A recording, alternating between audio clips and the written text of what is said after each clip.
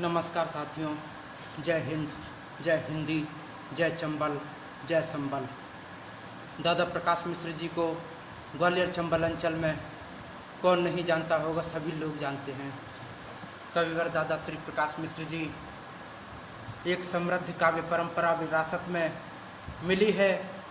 उनके पिता श्री प्रशासनिक अधिकारी होने के साथ साथ ब्रज भाषा एवं खड़ी बोली के रस सिद्ध कवि थे।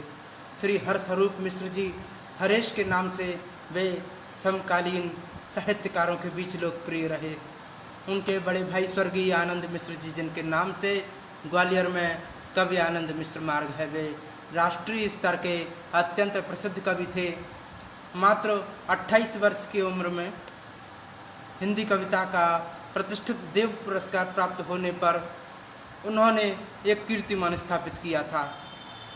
उन्हीं के अनुज हैं राष्ट्रीय स्तर के ख्याति प्राप्त व्यंग्यकार श्री प्रकाश मिश्र जी। उनके रचना संसार पर दृष्टि डालने से पूर्व उनके विषय में देश के विद्वानों द्वारा लिखे गए कुछ विचारों का उल्लेख अत्यंत समीचीन है।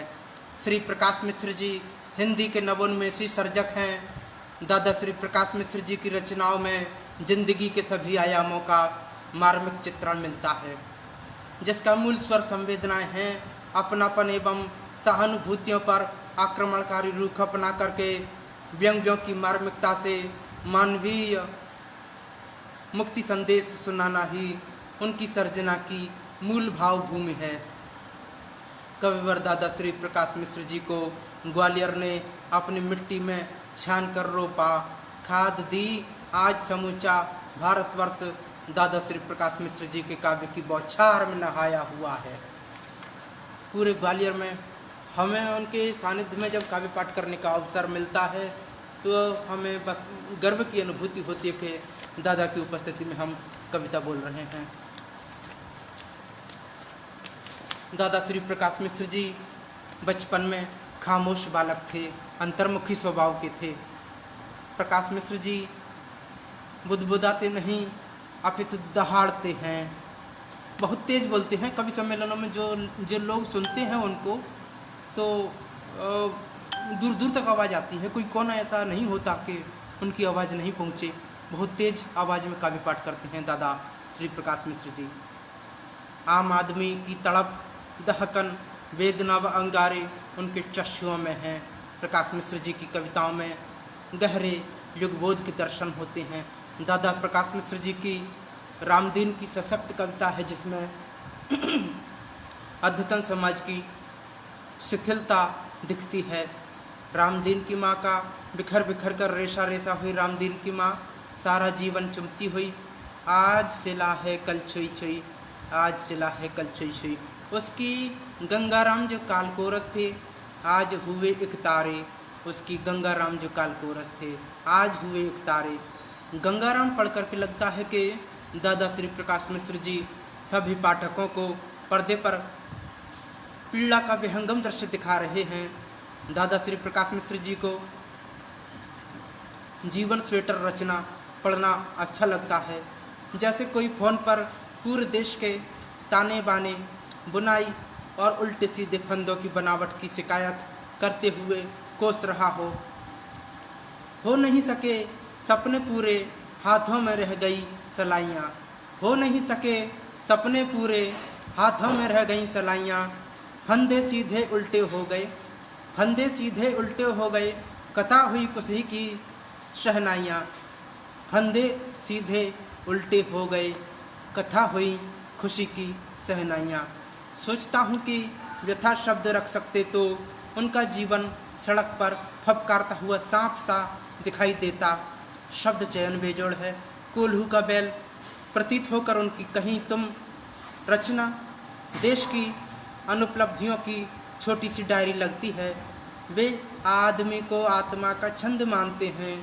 पूर्वाग्रह में वे कहते हैं कि मैं देख नहीं पाता दलदल में खिलता हुआ सत्य, ये सच है। शेर एक देखिए, एक शेर प्रस्तुत है। सुख तो पारा है अस्थिर रहेगा, सुख तो पारा है अस्थिर रहेगा। तुम भले मुट्ठियों में जकड़ते रहो भीड़, सुख तो पारा है अस्थिर रहेगा। तुम भले मुट्ठियों में जकड़ते रहो भीड़। दादा श्री प्रकाश मिश्र जी की अच्छी और अनकही रचना है। दादा श्री प्रकाश मिश्र जी कहते हैं, चौराहे बिखरी बिखरी भीड़, क्लर्कों सी भरी भरी भीड़, नंगी बाहें खुले खुले सीने, चढ़ने की धुन उतर गई जीने, गांव से बनी शहरी भीड़। इस रचना में व्यंग्य और व्यथा तथा भीड़ का संकट व कड़वापन है। शहर हो गए हैं। रचना में संस्कृति, मर्यादा, आदर्श टूटते हैं। दादा श्री प्रकाश मिश्र जी पुराने हाई कोर्ट के पीछे रहते हैं ग्वालियर में। जीवन मूल्यों को बहुत सशक्त अभिव्यक्ति दी है। मिश्रा जी, दादा श्री कविवर प्रकाश मिश्र जी कहते हैं कि पढ़ लिख कर शहर हो गए, सुधा कलश जहर हो गए। पढ़ लिख कर शहर हो गए, सुधा कलश जहर हो गए। हैं ओढ़ लिया है पश्चिमी अंधेरा, है ओढ़ लिया है पश्चिमी अंधेरा। पूरब को पड़ा नहीं, संस्कृति का छंद से थे, सो संस्कृत बहकी सी बहर हो गए हैं विचार और समाज। इस प्रकार हम देखते हैं कि कविवर श्री प्रकाश मिश्र जी के रचना संसार पर मूर्धन्य विद्वानों एवं देश के अनेक महत्वपूर्ण साहित्यिक मर्मज्ञों ने अपने अपने विचार व्यक्त किए हैं। पद्मश्री डॉक्टर बरसाने लाल चतुर्वेदी जी ने अपने शोध प्रबंध में उन्हें स्वातंत्रोत्तर हिंदी व्यंग्य कविता का एक महत्वपूर्ण हस्ताक्षर निरूपित किया है। इसके अतिरिक्त भी शोध प्रबंधों में उनका उल्लेख किया गया है। धर्मयुग, साप्ताहिक हिंदुस्तान, कादम्बिनी जैसी प्रतिष्ठित पत्रिकाओं में वे अपने युवा काल से ही प्रकाशित होते रहे हैं। दादा श्री प्रकाश मिश्र जी हिंदी की वाचिक काव्य परंपरा के महत्वपूर्ण कवि हैं। देश की नई पीढ़ी में वे अपनी अनूठी काव्य शैली एवं यथार्थवादी रचनाओं के प्रभाव के कारण लोकप्रिय हैं। उनकी शीघ्र प्रकाशित होने वाली हास्य व्यंग्य की कविताओं की पुस्तक के लिए पद्म भूषण गोपाल दास नीरज जी ने उन्हें हास्य व्यंग्य के एक स्तरीय व महत्वपूर्ण कवि के रूप में निरूपित किया। पद्मश्री श्री निदा फाजली जी ने उनकी रचनाओं की भूरी भूरी प्रशंसा की है। तत्कालीन राज्यसभा सदस्य एवं राष्ट्रीय काव्यधारा के ओजस्वी कवि श्री बाल कवि बैरागी जी ने उनकी सशक्त लेखनी को बधाई देते हुए नई पीढ़ी का एक महत्वपूर्ण व उल्लेखनीय कवि माना है। डॉक्टर कामिनी जी जो सेवड़ा में हैं, डॉक्टर कामिनी जी ने डिलिट में उन्हें सशक्त नवगीतकार निरूपित किया है। डॉक्टर कामिनी जी कहानीकार हैं, ख्याति प्राप्त कहानीकार हैं। इस प्रकार हम देखते हैं कि कविवर श्री प्रकाश मिश्र जी एक बहुमुखी प्रतिभा संपन्न रचनाकार हैं तथा कविता की विभिन्न विधाओं में उनका लेखनी ने अपना लोहा मनवाया है। उनकी दादा प्रकाश मिश्र जी की लेखनी ने इधर उन्होंने अनेक गज़लें भी लिखी हैं। भारतीय परिवेश और भारतीय परंपराओं से सरोबार उनकी गज़लें भी पर्याप्त लोकप्रियता अर्जित कर रही हैं। सन 1945 में अब तो मराठी में भी रचना करने लगे हैं दादा प्रकाश मिश्र जी।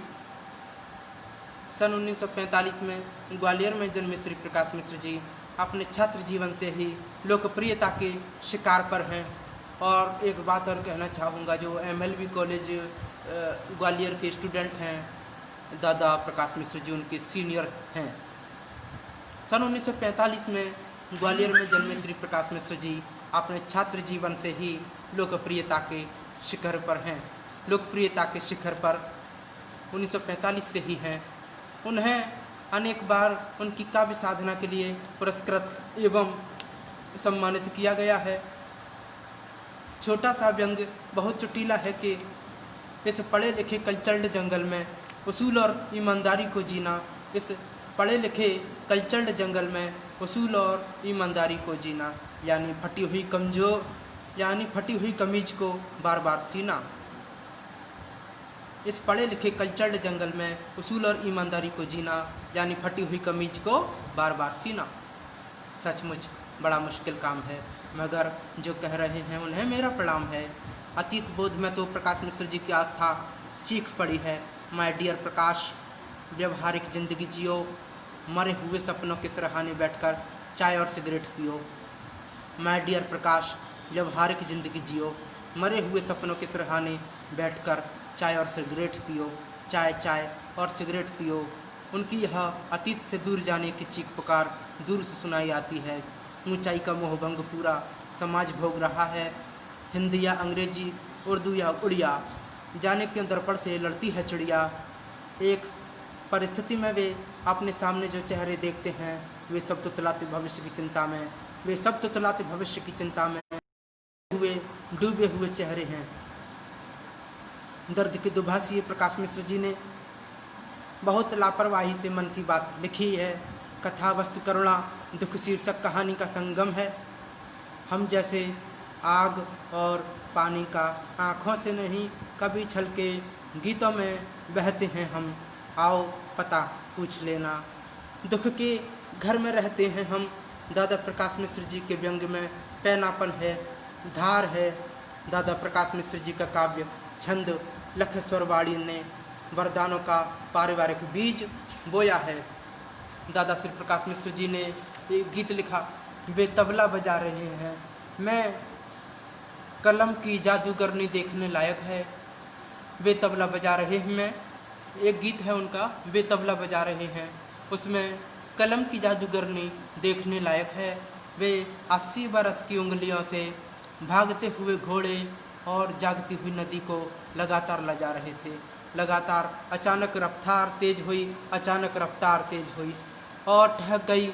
अचानक सम पर उंगलियों से टपकता लहू दिखने लगा। कमरे के फर्श पर एक जीवित इतिहास का अंत। कमरे के अचानक रफ्तार के तेज हुई, अचानक रफ्तार तेज हुई और ठहक गई, ठहर गई। अचानक सम पर उंगलियों से टपकता लहू दिखने लगा, लिखने लगा। कमरे के फर्श पर एक जीवित इतिहास का अंत। मगर मुझे लगता है ले अब भी कहीं आसपास तबला बजा रहे हैं, मगर मुझे अब भी लगता है ले आसपास अब भी कहीं तबला बजा रहे हैं। प्रकाश मिश्र जी की रचना ऐसे दरख्तों को महत्वपूर्ण रचना है। प्रकाश मिश्र जी की रचना ऐसे दरख्तों को महत्वपूर्ण रचना है जिसमें परिवार व समाज की संवेदनाओं को साहित्यिक इतिहास के रूप में पिरोया है। हवा अठखेलियाँ करती है, गुंचे मुस्कुराती हैं। हवा अठखेलियाँ करती है, गुंचे मुस्कुराती हैं। परिंदे भोर में आकर यहाँ गीता सुनाती हैं। हवा अठखेलियाँ करती है, गुंचे मुस्कुराती हैं। परिंदे भोर में आकर यहाँ गीता सुनाती हैं। झुकी आदाब करती है रसीले फल लधी शाखें। झुकी आदाब करती है, झुकी आदाब करती है रसीले फल लधी शाखें। भ्रमर सी गुनगुनाती है ले मंजर देख कर आँखें। हवा अठखेलियाँ करती है, गुंचे मुस्कुराते हैं। परिंदे भोर में आकर यहाँ गीता सुनाते हैं। झुकी आदाब करती है रसीले फल लधी शाखें। भ्रमर सी गुनगुनाती हैं ले मंजर देख कर आँखें। और ये गीतों सम्मानित किया जा चुका है। उन्हें प्राप्त होने वाले सम्मानों में जो प्रमुख सम्मान और पुरस्कार हैं वो सुनिएगा कौन कौन से हैं।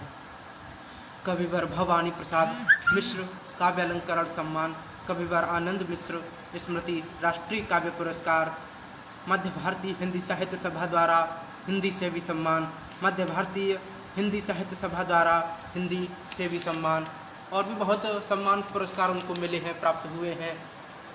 और मैंने उनके घर पर जाते हैं तो मैं उनके घर पर जाता हूँ तो चारों तरफ पुरस्कार ही पुरस्कार उनके घर पर दिखाई देते हैं। पत्रिका द्वारा हिंदी दिवस पर हिंदी साहित्य सेवी सम्मान, मध्य प्रदेश हिंदी साहित्य सम्मेलन द्वारा साहित्य सम्मेलन सम्मान, राष्ट्रीय कवि संगम द्वारा भूषण सम्मान, ग्वालियर साहित्य एवं कला परिषद द्वारा एक और दुष्यंत सम्मान, ग्वालियर विकास समिति द्वारा ग्वालियर गौरव सम्मान, गीत गंधर्व सम्मान आदि आदि अनेक सम्मान कविवर श्री प्रकाश मिश्र जी को प्राप्त हो चुके हैं और होते रहते हैं। स्वातंत्रोत्तर हिंदी कविता के महत्वपूर्ण हस्ताक्षर श्री प्रकाश मिश्र जी 74 वर्ष की आयु में भी लेखन और कवि सम्मेलनों में निरंतर सक्रिय रहते हैं।